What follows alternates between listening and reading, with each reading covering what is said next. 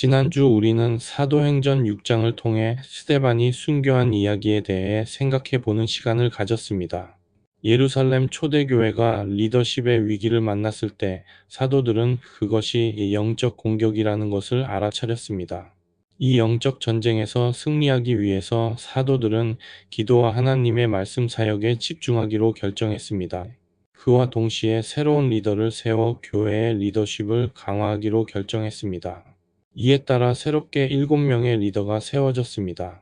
그들은 모두 성령과 지혜가 충만한 사람들이었고 전체 성도들로부터 존경을 받는 이들이었습니다. 이렇게 해서 교회는 내부의 갈등 문제를 잘 해결했고 이전보다 더 강한 교회 공동체가 되었습니다. 그 결과 예루살렘 전체 지역에서 하나님의 말씀이 크게 부흥했습니다. 사탄의 반격이 곧바로 시작되었습니다. 사도행전 8장 1절을 함께 읽어보겠습니다. 사울은 그가 죽임 당함을 마땅히 여기더라. 그날에 예루살렘에 있는 교회에 큰 박해가 있어 사도 외에는 다 유대와 사마리아 모든 땅으로 흩어지니라. 말씀의 부흥에 대한 사탄의 반격은 바로 예루살렘 교회에 대한 박해였습니다. 몇몇 유대인들이 거짓 증인으로 나서서 스데반을 신성모독 혐의로 고발했습니다. 스데반은 교회의 새로운 리더 중 한 명이었습니다. 하나님은 스데반에게 은혜를 주셔서 놀라운 기적을 행하게 하셨습니다. 몇몇 유대인들이 스데반과 신학적인 논쟁을 했지만 그의 지혜를 당할 수 없었습니다.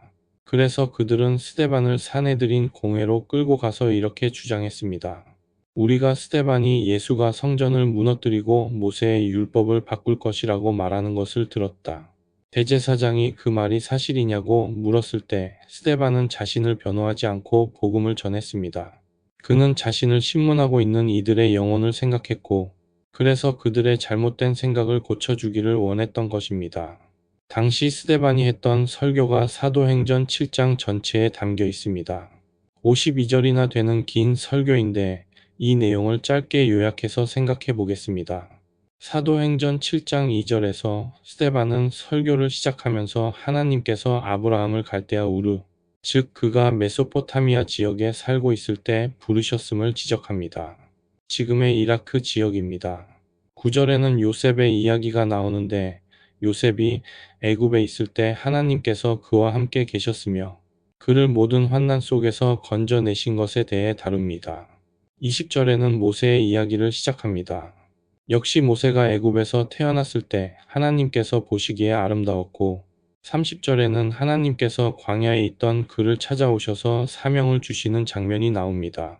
38절에는 하나님께서 모세를 통해 애굽에서 탈출한 그들의 조상들과 함께 광야 교회를 세우셨음에 대해 말하고 있습니다. 그리고 이 광야 교회의 증거는 성막이었음을 44절에 말하고 있습니다. 47절에는 비록 하나님께서 솔로몬이 하나님의 성전을 짓는 것을 허락하시기는 했지만 이사야서 말씀을 인용하면서 우주보다 크신 하나님의 안식하실 집을 지을 존재가 없음을 지적하고 있습니다. 스데반의 결론은 하나님을 자신들의 성전, 건물 안에만 계신 분으로 제한해서 이해하는 것은 잘못된 믿음이라는 것입니다. 하나님은 아브라함과 함께 메소포타미아에도 계셨고 요셉, 모세와 함께 애굽에도 계셨고 모세와 이스라엘 백성들과 함께 광야에도 계셨고 누추한 성막도 거룩하게 구별하셔서 자기 백성들과 함께 계시는 분이시라는 것을 구약의 역사를 들어서 입증한 것입니다. 다음으로 율법에 관해서는 8절에서 이스라엘 백성이 하나님의 백성임을 입증하는 주요 근거가 되는 할례는 율법 이전 시대인 아브라함 때 이미 하나님께서 주신 명령이라는 것을 지적하고 있습니다. 그리고 그들이 메시아처럼 생각하는 모세에 대해서는 살인을 저지름으로 십계명을 어긴 전력이 있는 한낱 평범한 사람일 뿐이라는 것을 24절에서 말하고 있습니다. 그리고 41절에서 모세가 시내산에서 하나님에게서 십계명을 받고 있는 동안 이스라엘 백성들은 금송아지를 만들고 우상에 절하고 있었던 사건을 상기시키고 있습니다. 42절에는 아모스서에 하나님께서 이스라엘 백성들을 책망하신 말씀을 인용했는데 그 내용은 너희가 광야 40년 동안 희생과 제물을 내게 드린 일이 있었느냐였습니다. 즉 스데반은 그의 설교를 통해서 그들의 성정과 율법과 모세에 대한 자부심이 오히려 하나님을 대적하게 만들고 있으며 하나님이 보내신 메시아를 죽이고 성령을 거스르고 있음을 가르쳐 준 것입니다. 스데반은 그들이 하나님의 백성이 된 것은 그들의 공로 때문이 아니라 하나님의 은혜 때문임을 깨닫기를 바랐습니다. 그러나 그들은 회개하지 않았습니다. 오히려 스데반을 돌로 쳐 죽였습니다. 하지만 이 사건은 핍박의 시작에 불과했습니다. 유대인들은 스데반을 죽인 뒤 교회를 더욱 심하게 박해했습니다. 사도행전 8장 1절부터 3절까지 말씀을 읽겠습니다. 사울은 그가 죽임 당함을 마땅히 여기더라. 그날에 예루살렘에 있는 교회에 큰 박해가 있어 사도 외에는 다 유대와 사마리아 모든 땅으로 흩어지니라. 경건한 사람들이 스데반을 장사하고 위하여 크게 울더라. 사울이 교회를 잔멸할새 각 집에 들어가 남녀를 끌어다가 옥에 넘기니라. 이 박해로 대부분의 교회 성도들이 유대와 사마리아 땅으로 흩어졌습니다. 유대는 이스라엘 남쪽 지역이고 사마리아는 북쪽 지역입니다. 두 지역은 솔로몬 왕 시대까지는 하나였습니다. 솔로몬 왕이 죽은 후 이스라엘 왕국은 둘로 나뉘었습니다. 이 왕국 분열은 BC 930년에 일어나게 됩니다. 이후로 두 나라는 오랜 기간 동안 서로 미워했습니다. 북왕국은 아시리아에게 망했고 남왕국은 바벨론에게 망했습니다. 북왕국은 이스라엘, 남왕국은 유다라고 불렀습니다. 북왕국의 수도는 사마리아여서 사마리아라고도 불렀습니다. 남유다 왕국은 페르시아 시대에 회복되었지만 북이스라엘 왕국은 회복되지 못했습니다. 아시리아 사람들은 북이스라엘, 즉 사마리아 사람들의 피를 다른 민족들과 섞이게 하는 혼혈 정책을 펼쳤습니다. 이후로 유다 사람들은 사마리아 사람들을 같은 민족으로 인정하지 않았습니다. 로마 시대의 북쪽은 사마리아, 남쪽은 유대라고 불렸습니다. 유대라는 이름은 히브리어 유다를 헬라어와 로마어로 바꾼 말입니다. 이처럼 유다와 사마리아 사람들은 몇 세기에 걸친 뿌리 깊은 증오의 역사를 가지고 있었습니다. 그런데 예루살렘에서 일어난 박해는 교회 성도들을 유대와 사마리아 전역으로 흩어지게 만들었습니다. 눈여겨볼 점은 박해를 받은 교회 성도들이 사마리아로도 가게 되었다는 것입니다. 교회 성도들은 대부분 유다 사람들입니다. 이제 그 땅에서 무슨 일이 일어났는지 보겠습니다. 사도행전 8장 4절부터 8절까지 말씀을 보겠습니다. 그 흩어진 사람들이 두루 다니며 복음의 말씀을 전할새 빌립이 사마리아 성에 내려가 그리스도를 백성에게 전파하니 우리가 빌립의 말도 듣고 행하는 표적도 보고 한 마음으로 그가 하는 말을 따르더라. 많은 사람에게 붙었던 더러운 귀신들이 크게 소리를 지르며 나가고 또 많은 중풍병자와 못 걷는 사람이 나으니 그 성에 큰 기쁨이 있더라. 유다 사람들이 주축인 예루살렘 교회의 성도들이 박해로 인해 흩어질 때 그들 중 일부는 사마리아 땅으로 갔습니다. 그들은 그곳에서도 복음을 전했습니다. 5절에 나오는 빌립은 스데반과 함께 예루살렘 교회의 7 리더로 세워졌던 인물입니다. 많은 사마리아 사람들이 복음을 받아들여 예수님을 믿고 교회의 한 가족이 되었습니다. 복음을 통해 유다 사람과 사마리아 사람들이 화해하게 된 것입니다. 수백 년 동안 원수지간이었던 사람들이 예수 그리스도 안에서 형제 자매가 된 것입니다. 이것을 가능하게 만든 것은 바로 하나님의 사랑입니다. 하나님의 사랑은 깨어졌던 관계를 회복시키는 능력을 가지고 있다는 사실을 믿으시기 바랍니다. 하나님은 사랑이시기 때문에 성령 하나님을 선물로 받은 하나님의 자녀들은 그 사랑을 다른 이들에게 나누어 줄 수 있는 것입니다. 만약 제가 박해를 받아 사마리아로 피난 갔던 성도들의 입장이었다면 복음을 전하기는커녕 나를 박해한 사람들을 저주하고 고향으로 돌아갈 수 있는 방법을 찾는 데에만 몰두했을 것 같습니다. 하지만 초대교회 성도들은 핍박을 피해 도망가면서도 하나님의 사랑을 전했습니다. 이처럼 하나님의 일은 박해 가운데서도 멈추지 않습니다. 성도 여러분, 여러분이 살아가면서 고난 가운데 있게 될지라도 하나님의 역사는 멈추지 않는다는 사실을 잊지 마시기 바랍니다. 여러분의 인생 가운데에도 하나님의 역사는 멈추지 않습니다.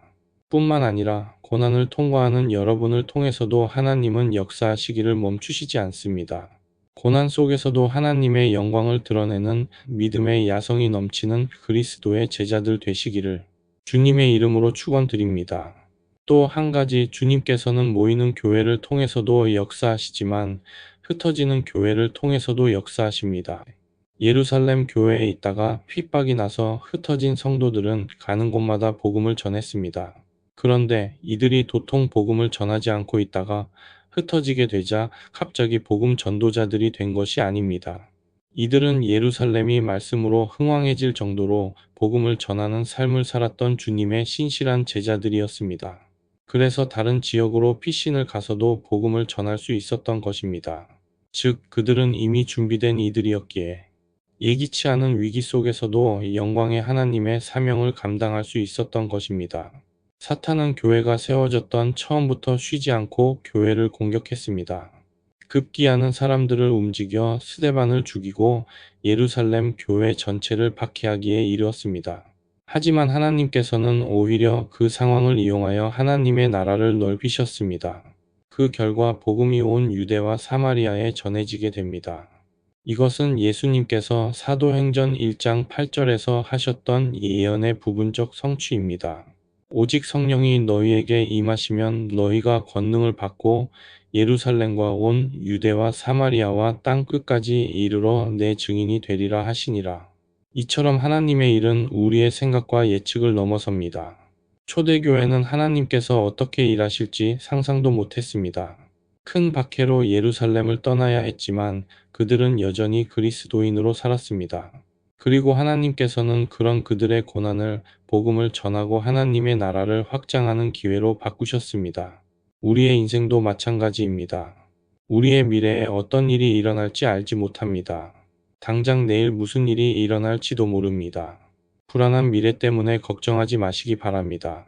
성도 여러분 각자의 미래를 주님께 맡기고 참된 그리스도인으로 사는 것에만 집중하시기를 권면드립니다. 그러면 주님께서는 여러분과 여러분의 인생길을 하나님의 계획하신 대로 인도하실 것입니다.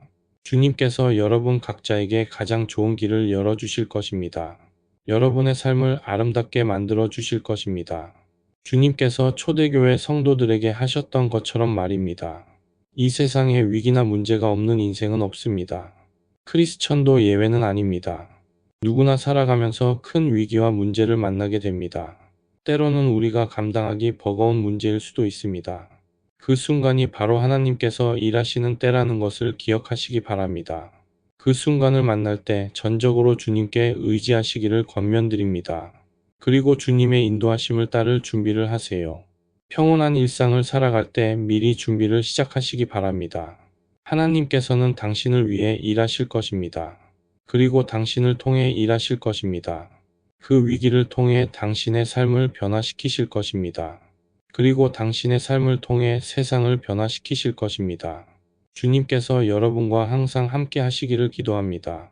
특히 여러분이 고난을 겪을 때나 외로울 때 주님께서 여러분과 함께 하시기를 기도합니다. 여러분의 삶을 통해 하나님께서 영광 받으시기를 간절히 소망합니다. 여러분의 인생을 통해 세상이 더 밝아지고 더 나은 곳이 되는 역사가 있게 되기를 주님의 이름으로 축복합니다. 기도하시겠습니다. 사랑이 많으신 아버지 하나님, 오늘 주신 말씀과 같이 우리 앞에 어떠한 고난이나 영적인 공격이 다가올 때 주님께서는 그런 위기 가운데 우리를 그냥 버려 두시는 분이 아니라 오히려 그런 상황들 위에 역사하셔서 더 좋은 것, 더 놀라운 주님의 역사를 우리로 하여금 경험하게 해주실 것임을 우리가 믿고 흔들리지 않도록 저희들의 마음을 붙들어 주시기를 간절히 구하옵나이다.